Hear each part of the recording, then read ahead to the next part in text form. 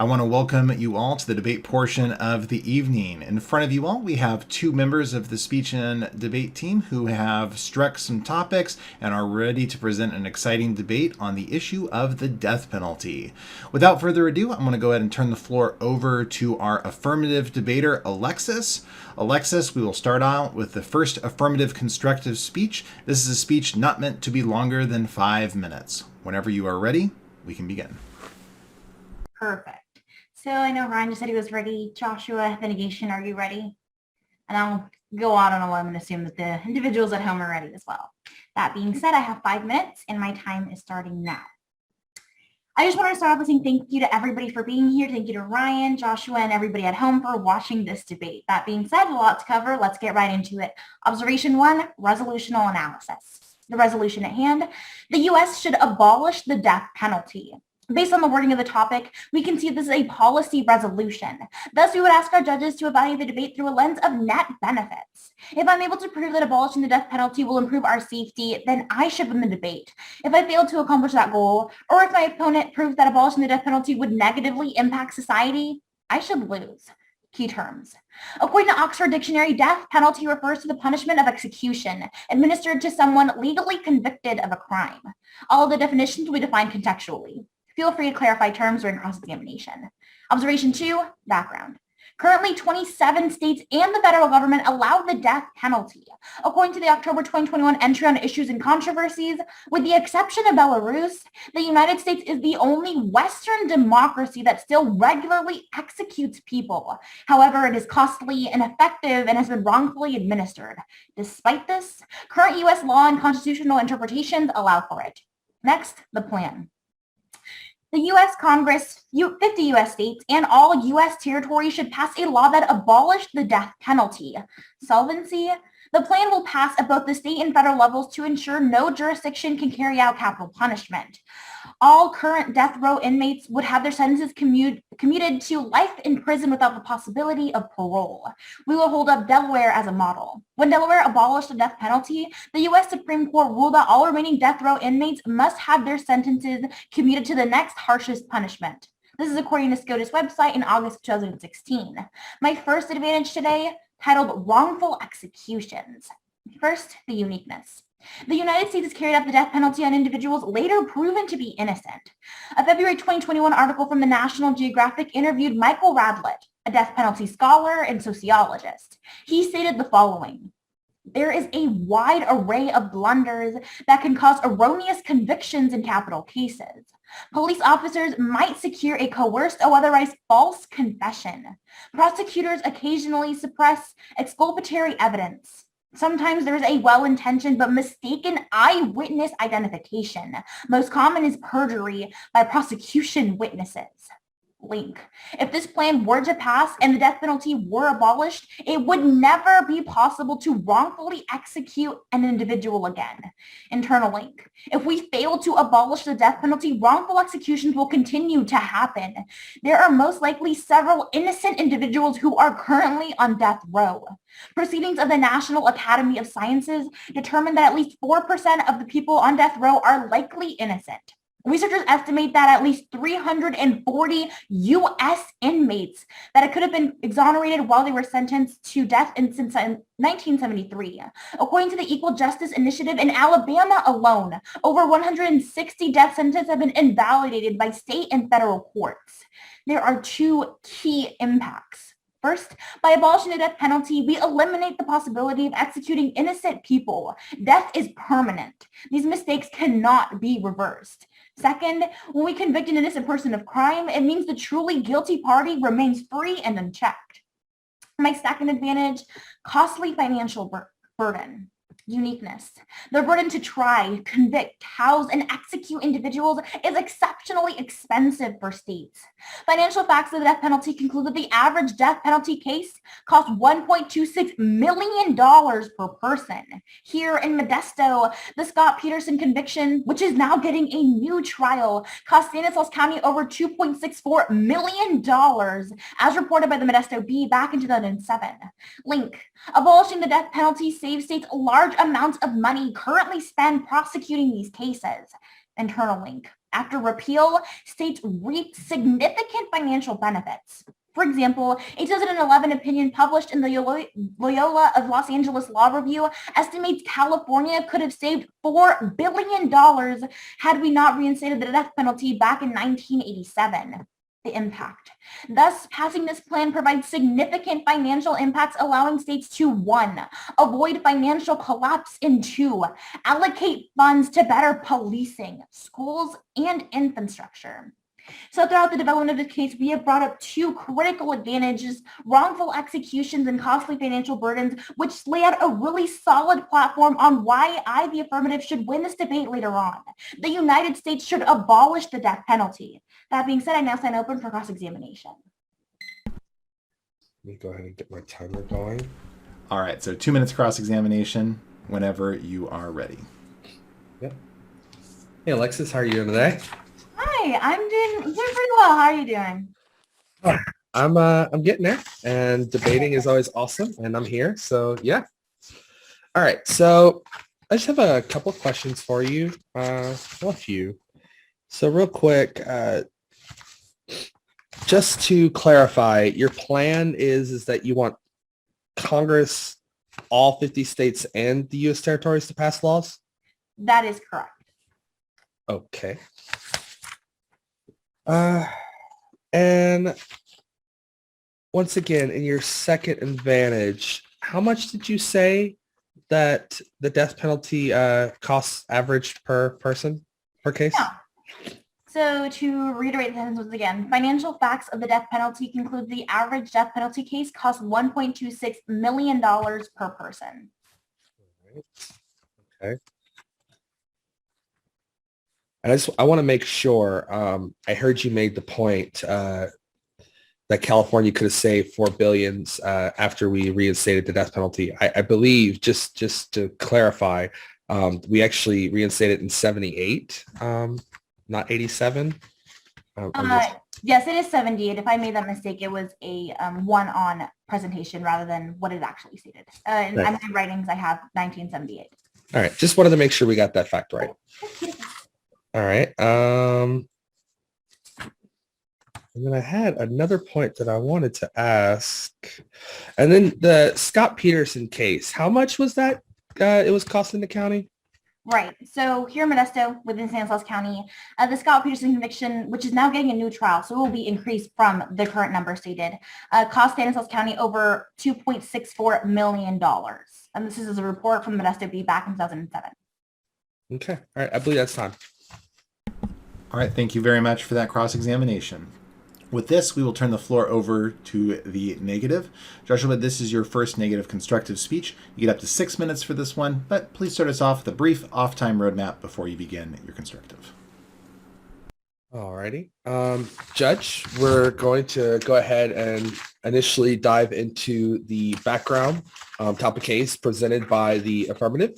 We're going to go ahead afterwards and have a response for the first and second advantages. And then afterwards, we're going to go ahead and dive into my first and only disadvantage today.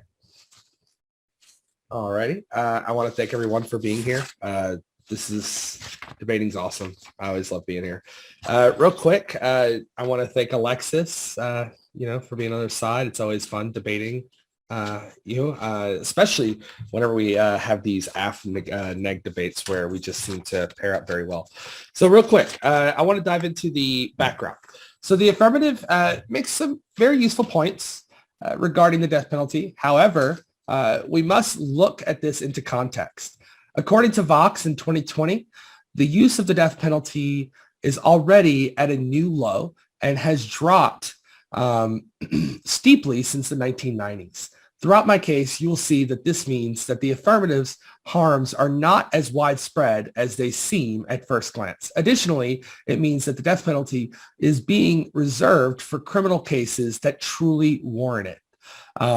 As for the first advantage regarding the wrongful conviction, first, let's look at the affirmative's own numbers. They suggest that up to 4% of death row inmates are innocent. This means that 96% are guilty. Additionally, The study they refer to analyzed all instances of capital punishment since the 1970s, when DNA testing was often inaccurate. However, the technology has improved, decreasing the rates of mistakes in recent convictions.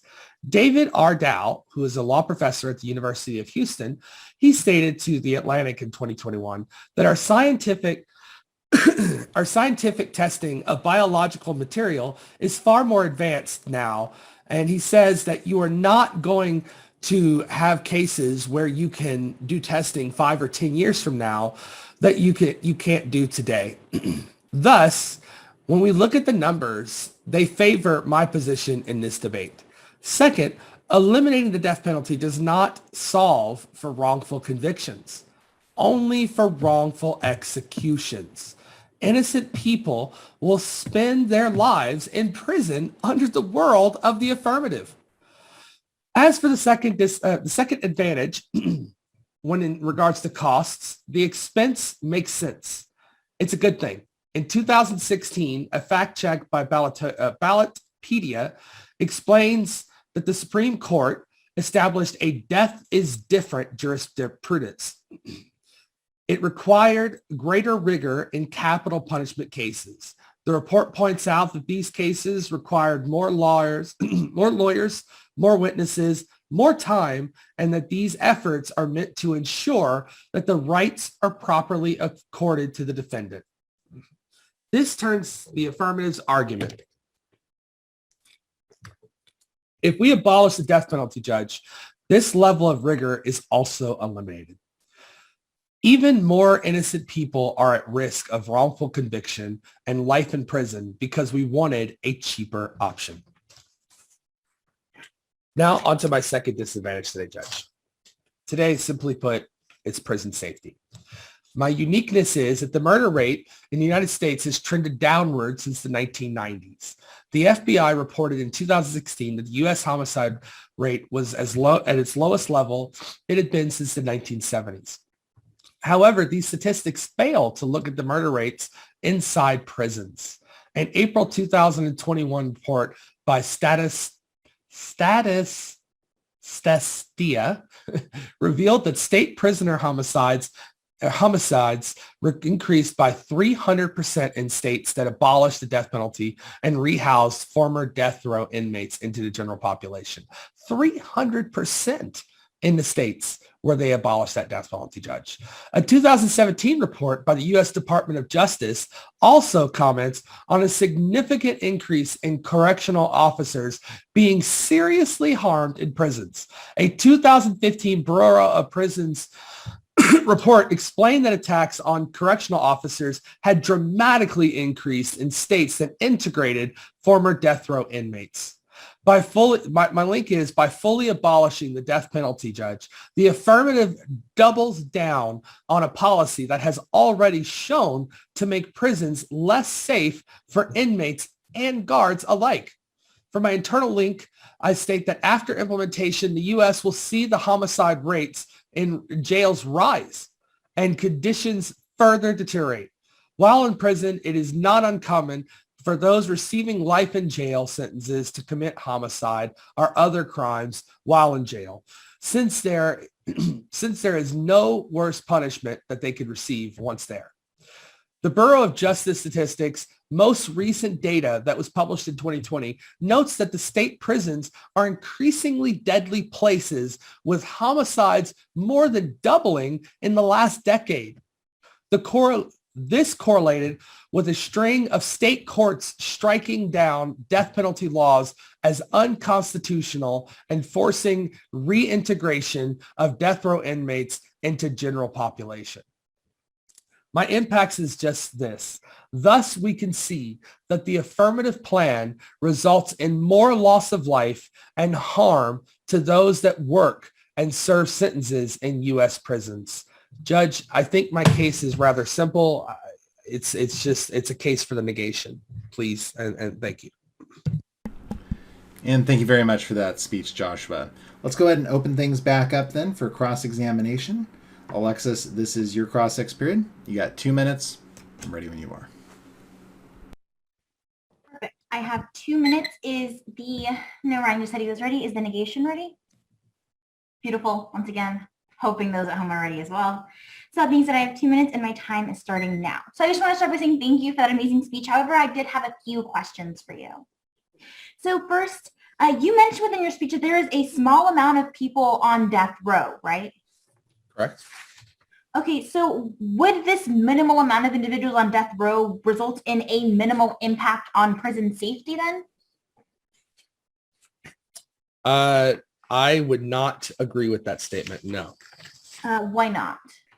Well, considering these people are highly violent, just a single a resource in that prison that's increased can increase the potential for dangers in the prison. So no, I wouldn't consider it a low impact.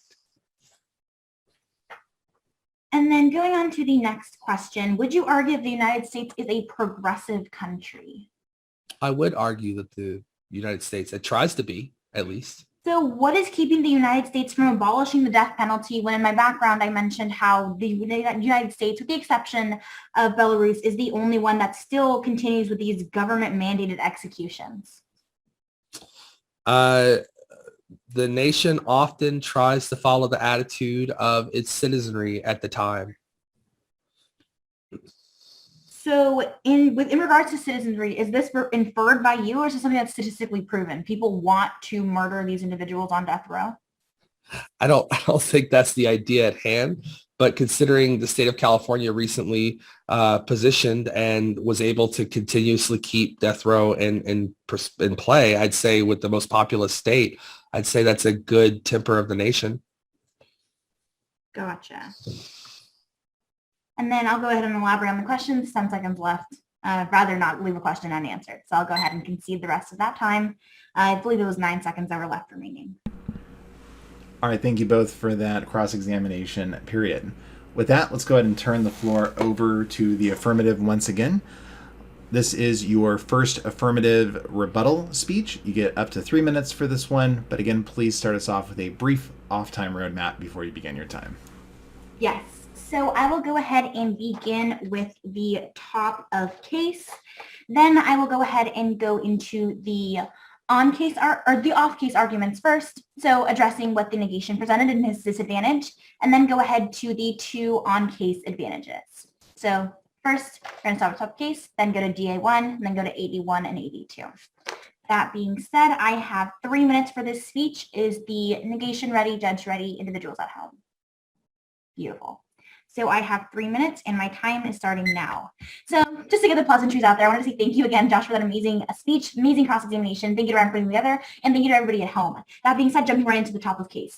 The negation accepted every single thing that I mentioned in the top of case, but had some refutation on the background, mentioning a Box 2020 article about how the individuals on death row truly warranted. However, I would argue that innocent individuals do not warrant this death row. However, in addition to that, the negation also mentions there's a new low of individuals who are on death row, but I would argue that there is a key difference between low and zero, and that's something that we will further elaborate on throughout the development of this debate.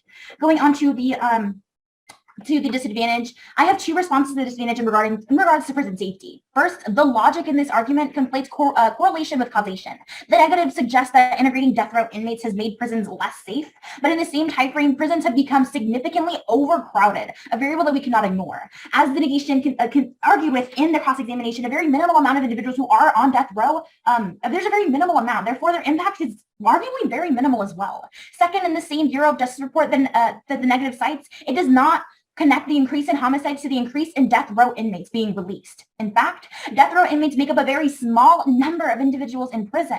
These two reasons show that abolishing the death penalty does not uniquely make prisons less safe, and there is no real disadvantage to the plan. Going on to the on-case arguments in advantage one, wrongful executions. Mitigation mentions and reiterates the fact that there is up to 4% and 94% are otherwise guilty. However, it is really critical to look at the wording of these statistics, up to 4%. This argues that there is a possibility for it to be higher. We should not eliminate said possibility because this is human lives we are ultimately talking about. The negation also mentions there is an improvement in testing and how my plan, or in my world with passing this plan, they will eliminate wrongful execution with not conviction. Agreeing with the fact that there is improvements in the testing, maybe it will help it will help in aiding this critical issue. Maybe these improvements in the testing will help these individuals who are wrongfully convicted to be released. So therefore, we can take this argument of improving the testing. We can not only eliminate those who are wrongfully convicted, but also through this beautiful statement of the negation made also increase the amount of convictions who are innocent being therefore released. Going on to the second advantage, costly financial burden, the negation mentions how this is a good thing. However, I'd argue this is not a good thing, especially when it has the capacity of enlarging my impact. An impact that I mentioned within my second advantage that went unrefuted was the fact that it will allow for funds to go towards better policing, schools, and infrastructure. Reinvesting into the statement that I made specifically in Stanislaus County, where many of us live. The Scott Peterson case cost Stanislaus County $2.64 million and is getting a new trial. This money can be better used in policing. The negation also mentions the correction officers and the attacks on correction officers. Reiterating back to this crucial impact, if we allocate funds to better policing, we can help in these correction officers, allow more incentive for individuals to be correction officers and better expand on the training required. Therefore, we can lessen these impacts that the negation is making. And then within this, we can also, and that is my time.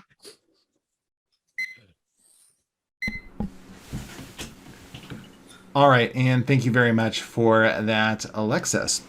At this point, we are going to turn things back over to the negative. Joshua, this is your negative rebuttal and summary speech. You get up to 5 minutes for this speech, but please start us off with a brief off-time roadmap, and keep in mind it's your last speech of the debate, so make your case. I am ready when you are. Awesome. Judge, I'm going to go ahead and dive into, first and foremost, quickly touch on the topic case. I'm going to talk about the refutations made in regards to the first and second advantage, and then I'm going to reapproach my disadvantage. And then lastly, I'm going to put in some voters as to why I feel that you should be giving us the case of the negation today. Thank you. Go ahead and start my timer now. Alexis, thank you for being on the side. It's always great debating you, and this is a great topic to be debating, honestly. So let's get at it.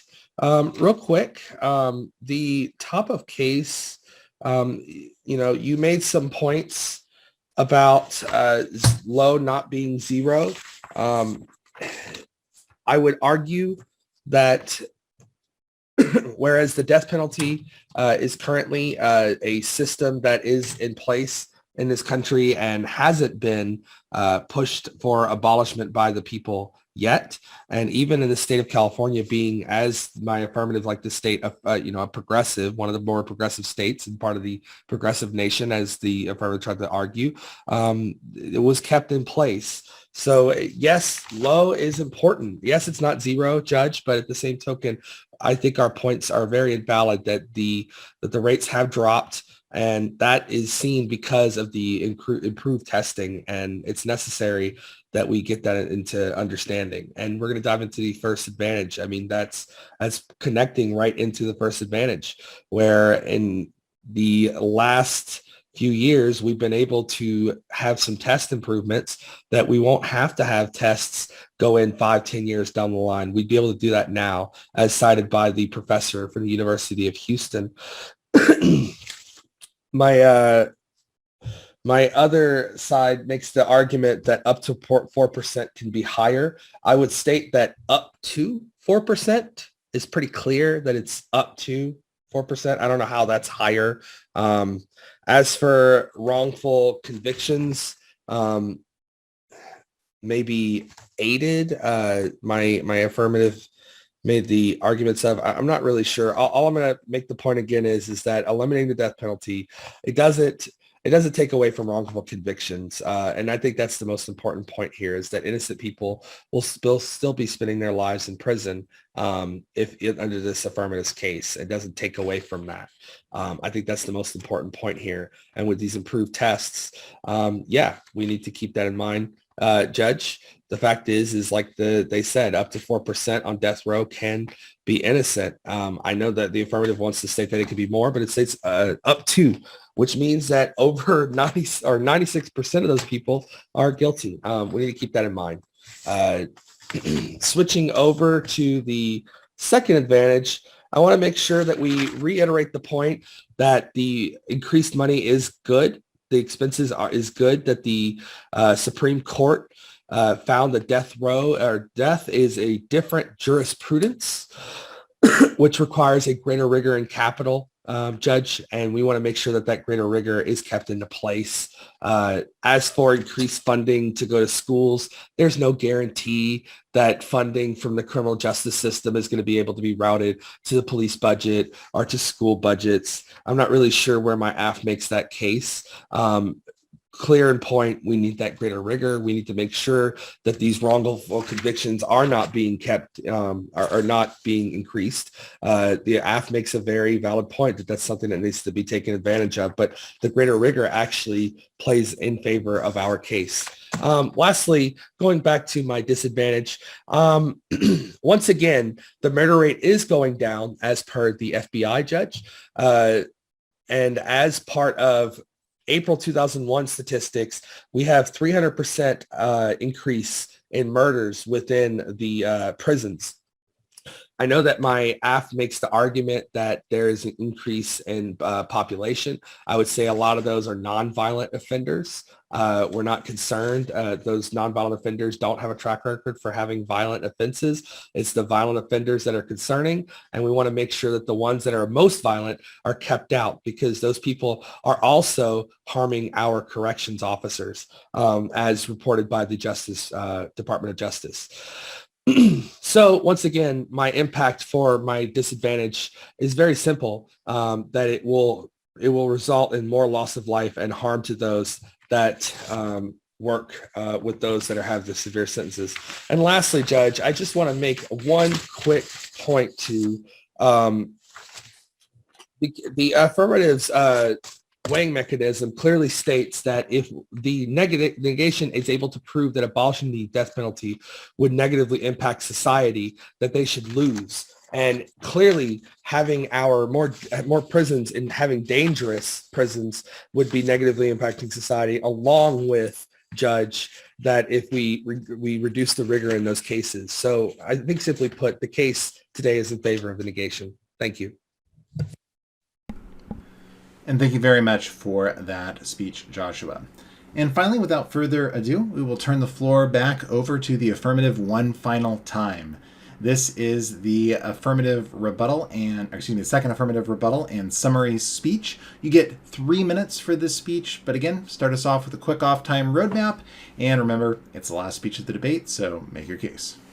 Yeah, so just to begin on a quick off-time roundup, I will begin with the on-case argument. So going over advantage 1, wrongful executions, and advantage 2, costly financial burden. Then I'll go ahead and switch over to the off-case arguments. So disadvantage 1 about prison safety, and then ultimately go to the top of case.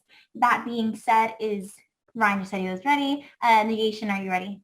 Beautiful. And go ahead and assume those individuals at home are ready as well. That being said, I have 3 minutes and my time is starting now. So as my last and the last speech of the debate, I just want to say thank you for everybody at home for watching in on this truly amazing debate. That being said, thank you to Josh for being here. Thank you to Ryan. Thank you for everybody at home. That being said, jumping right into advantage 1, wrongful executions. So the point that I really want to make here is that through abolishing, we can eliminate these wrongful executions. This is something that is granted and accepted by the negation. Also, with these improved testings that the negation is making, we can lessen the wrongful convictions. Therefore, we are receiving the best of both worlds from a execution and conviction perspective, thus benefiting our society through the weighing mechanism of net benefits. We are benefiting these wrongful executions and these individuals who were wrongfully convicted. Going on to advantage 2, costly financial burden, the negation challenges the impact that I gave in my first speech. However, this is what we call an argument that has been dropped. Whenever an individual in debate makes an argument, the other side has to respond to it and the argument immediately proceeding. If they don't, it is otherwise not addressed, and therefore the refutation is not valid. Therefore, all the refutation that the negation did make on my second impact does not hold any validity within the case of this debate. So otherwise, it can be considered as not said at all. Going on to the first disadvantage of prison safety, the only disadvantage that the negation makes, the fact of the matter is that this advantage is directly as a result of overcrowding. It has little to do with death row inmates. Therefore, it has very little effect. The negative additionally stated within the cross-examination, there are minimal death row inmates. Minimal amounts of individuals cannot make these truly explosive impacts and effects that the negation claims to make. These severe effects are significant, but they are not significant to the resolution of the death penalty with death row inmates. The death penalty, again, does not uniquely make it less safe, and there is otherwise, again, no real disadvantage. Going back to the top of the case, the negation mentions how we still have the death penalty, but it causes me to reiterate on the cross-examination I asked within in regards to progression. So we have to ask ourselves, what is keeping America from making this progressive change? I argue that it is not these deteriorating prison conditions as the negation wants you to believe. However, we can rely on the impacts for knowing why we should make this beneficial change. One, death is permanent, especially for these who are wrongfully convicted. These are leaving the guilty parties free of any form of punishment, leaving them unchecked, when in reality, those who are innocent are suffering. Going on to the next impact, avoiding a financial collapse. We can redistribute this money in other ways. And these ways are ways in which I reiterated within my case. We can see that they can be used potentially to allocate towards better policing, schools, and infrastructure, especially where we live in the Stanislaus County. We can see that it is of uttermost importance. So going back to the weighing mechanism of today's debate, net benefits, I not only have two relatively untouched advantages, but I also successfully countered every single aspect of the disadvantage as well, proving that the death penalty should be abolished. And with that, it brings our debate to a close. I want to extend a huge round of thank yous to both of our debaters for bringing such a educational and exciting debate to our audience to evaluate. Ultimately now, the decision lies with you, the audience members, about who you think won this debate. And so we'll let you mull over that.